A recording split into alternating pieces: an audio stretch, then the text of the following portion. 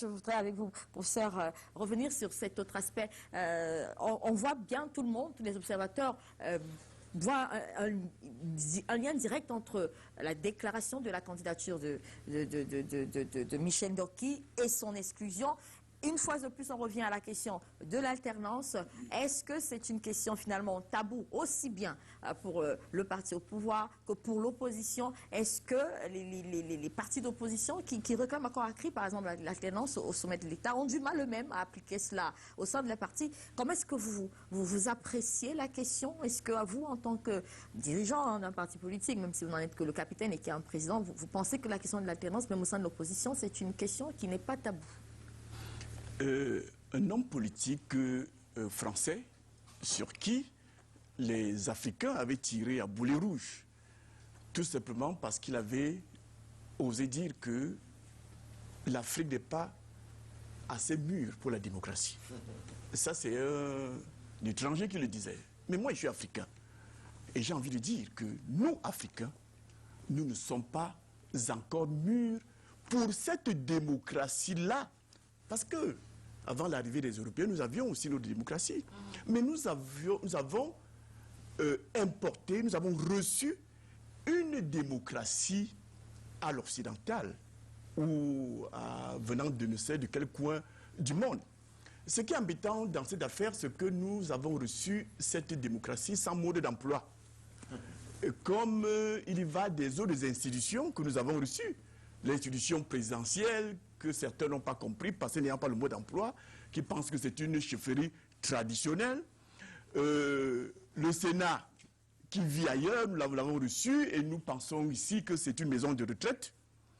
L'Assemblée nationale, que nous avons reçue d'ailleurs, et tous ceux qui y vont, pensent simplement que c'est un endroit pour aller recueillir quelques perdièmes, aller se faire soigner quand on est malade avec des frais de mission. Tiens, il me souvient qu'il y a quelques jours, il y a un document qui circulait sur la toile où un parlementaire nous dit qu'il a faim.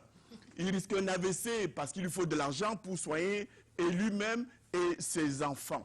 Je le dis tout simplement pour amener les uns et les autres à comprendre que par rapport à ces institutions-là, nous ne sommes pas encore mûrs. Qu'on tire donc aussi à boulet rouge sur l'Africain qui admet lui-même qu'il n'est pas encore mûr pour cette démocratie venue d'ailleurs. Voyons-nous, peut-on penser démocratie, liberté, notamment liberté d'expression, lorsque au sein de nos familles, nous vivons encore cette dictature du chef de famille qui est très souvent le père, le mari?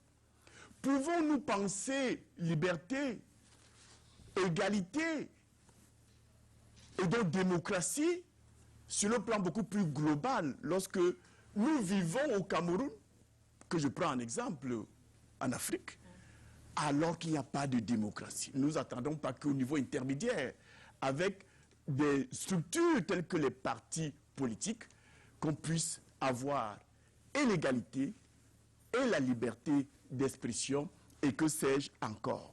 Nos partis politiques, depuis la nuit des temps, sont tenus de main de fer par des gourous. Le terme n'est pas péjoratif. C'est le guide dictateur, idéologue, contre qui on ne peut s'opposer. Sa parole doit être bue comme du bon petit vin. On ne discute pas.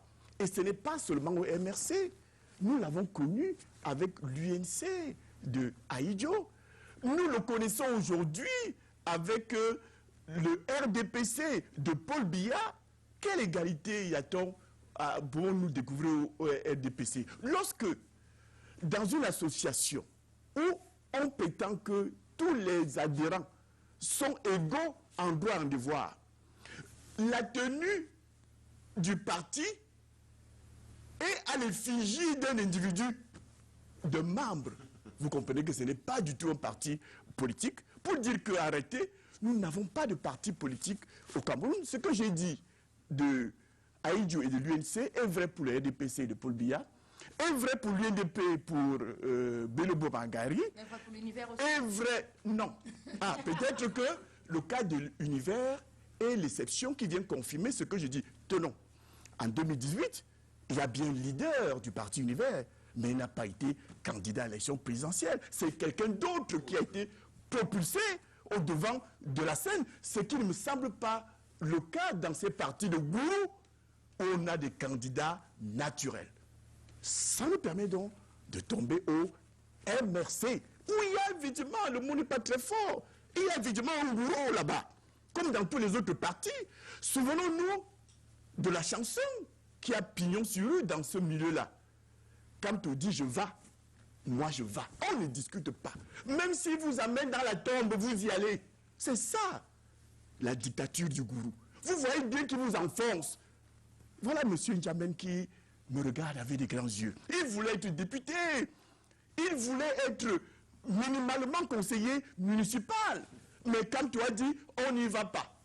Vous connaissez la chanson? On n'y va pas. C'est ça, l'attitude de gourou. Pour revenir à Maître Ndoki, elle est en faute. Demandez-moi pourquoi, je vous le dirai. Pourquoi? Elle n'a pas compris que nos partis politiques étaient des structures comme celle-là, gouvernées par des gourous. Il y a un maître, candidat à l'élection présidentielle, dirigeant du parti pour l'éternité. Pas de contradiction, pas de concurrence. Même s'il est mort, tant qu'on ne l'a pas enterré, il sera toujours candidat, il sera toujours leader du parti. Et même si on l'enterre, on nous fera croire qu'il n'est pas mort parce que le gourou ici est érigé au rang de Dieu immortel, qu'on ne voit même pas très souvent. Souvenons-nous, il va de Paul Biya comme il va de Kamto. Il y a un démissionnaire récemment qui nous a dit qu'étant conseiller, semble-t-il spécial, il n'a jamais rencontré, enfin, ou assez rarement, celui qui est appelé à conseiller. C'est la même chose avec Biya. On dit qu'il a des collaborateurs qui ne l'ont jamais vu. Il y en a qui entrent au gouvernement, qui sont au comité central, ou bien ce qu'ils appellent comité central, qui n'ont jamais rencontré le tout-puissant gourou du parti, c'en est un. Je n'ai pas encore répondu à ma question. Allez-y, je vous ai dit à répondre à votre question. Ndoki, Maître Ndoki n'a pas compris qu'elle vivait avec des hommes, des partis d'une certaine époque. De tous ces hommes qui animent en majorité la vie politique au Cameroun, qui sont nés à l'époque de la dictature coloniale, qui ont vécu sous la dictature de Ahidjo et qui ne peuvent donc pas changer de chaîne de pensée. Ils sont formatés comme ça, ils n'admettent pas la contradiction. Et Ndoki est donc en faute de ne l'avoir pas compris. Elle est encore en faute en ce sens que lorsqu'on est dans une organisation, comme disait N'Djamène, où on se soumet, où on se démet. En entrant dans cette affaire-là, elle savait que de ce côté-là, il y a un gourou. Comme lorsqu'on entre au EDPC, on doit savoir que de ce côté-là, il y a un gourou. Est-ce que sur la question, l'opposition est monochlore? Est-ce que j'étais sur la terrasse? Est-ce que sur la question, vous avez dit univers, c'est différent, c'est ce que vous essayez de nous faire comprendre. Est-ce que sur la question, c'est la même coloration pour toute opposition aujourd'hui, d'avoir du mal à installer au sein même de l'opposition des questions de la démocratie, des questions d'alternance? Peut-être que, pour répondre à votre question, je dirais que pour ceux qui croient en Dieu et à l'évolution du monde, au changement qui peut arriver d'une manière ou d'une autre, espérons qu'un jour viendra où tout ce beau monde ne sera plus là. Et ça va forcément arriver puisque nous sommes tous mortels. Très bien. Alors, on va aller chez Mme Dikou, mais on reviendra. C'est bien fataliste.